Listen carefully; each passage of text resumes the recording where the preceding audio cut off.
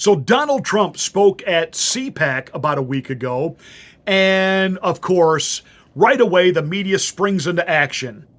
Oh, there was nobody there. The other candidates didn't even bother to show up. The CPAC has become a joke. Republicans are staying away by the droves.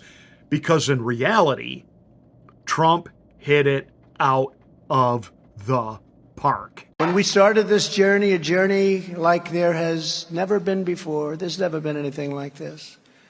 We had a Republican Party that was ruled by freaks, neocons, globalists, open border zealots, and fools.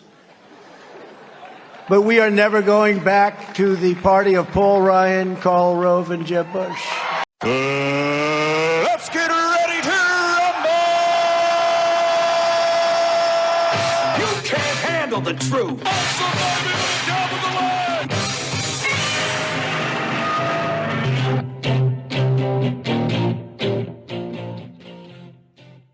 Some people within Team DeSantis are getting a little nervous that Trump is starting to pick up and gain momentum.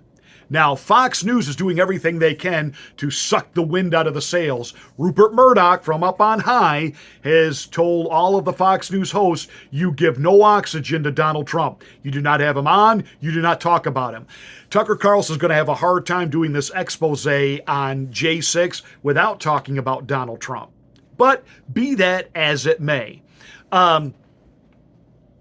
Rupert Murdoch is all in for Ron DeSantis. The problem is, and I've told you this before, DeSantis is not up for this. He's not ready. He is in some ways part of the deep state.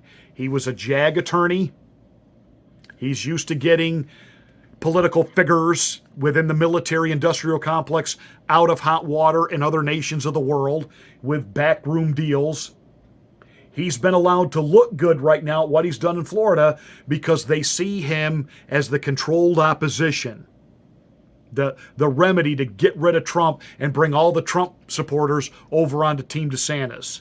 When in reality, Ron DeSantis did not make Florida a deep red state. The state brought DeSantis more to the right. DeSantis is more of, how did Donald Trump call it? Oh yeah, the freaks of the Republican Party. When we started this journey, a journey like there has never been before, there's never been anything like this. We had a Republican Party that was ruled by freaks, neocons, globalists, open border zealots, and fools. But we are never going back to the party of Paul Ryan, Karl Rove, and Jeb Bush. Sorry, I like Ron DeSantis, but I promise you, he gets to Washington, D.C., he will get in line and do as he's told. Oh, they'll let him win on a few social issues, that's fine. But all in all, he'll be for the pro-military industrial complex. He will move us toward a new order, globalism. We'll get a few wins on some social issues that we care about, and they'll hope that that's just enough dangling of something in front of us to get us to flip and jump and vote for him. But in reality, we'll be in more endless wars and get ready for more government overreach and more police state. That's what you will get under Ron DeSantis. And the powers that be that want Ron to run are getting nervous that Trump is setting some agendas right now. And the longer Trump sets agendas means these guys have got to play catch up. One of the things that President Trump is hot and heavy, I told you he needs a big issue. I think it should be national health care. I also think that this proposal from Donald Trump is a huge winner. And I will implement a 4-year plan to phase out all Chinese imports of essential goods and gain total independence from China. We have to do it. Boom. We need to stop getting everything made in China. He is absolutely right. Everything essential that we need, from our computers to the Intel processors, even our medications, are all made in China. Why? It was cheap labor, thanks to rhino Republicans and Democrats like Bill Clinton, hey, you don't need good paying American jobs here. We can farm that all out over to China. Donald Trump was in process of bringing that back. He had hit China with tariffs. What did they do? They unleashed a virus on us. Make no mistake. It was accidental.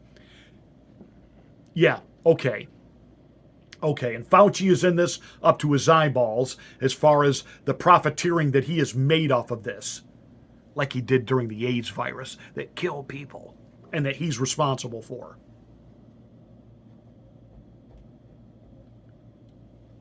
The reason China wants to get to a zero policy is they want to keep their people in lockdown and keep things closed, not because they believe they can really solve this.